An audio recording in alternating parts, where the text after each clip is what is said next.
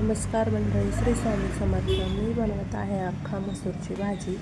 मी अख्खा मसूर भिजत घातले होते, तर सकाळी भिजू घातले, दुपारपर्यंत माझे भिजले होते. त्याच्यामुळे मी उकळून घेतले आणि उकळल्यानंतर त्याला चांगली तडतडीत कडकडीत अशी जरा मोहरीची फोडणी दिली. कांदा चांगला लाल करून घ्यायचा.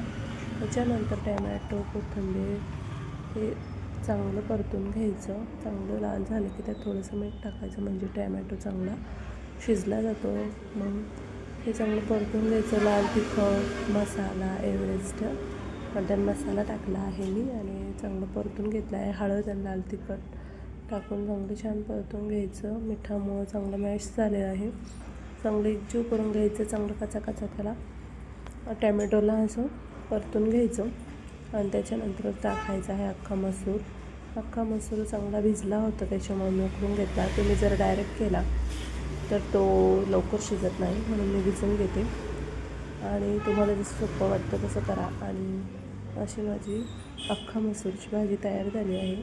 आणि त्यात थोडंसं पाणी ॲड करायचं आहे. तर थोडंसं गरम पाणी करायचं, उकळी येऊन द्यायची, मग त्यात ॲड करायचं. आणि अशी माझी झाली आहे अख्खा मसूरची भाजी तयार. तुम्हाला रेसिपी आवडली असेल नक्की लाईक, शेअर, सबस्क्राईब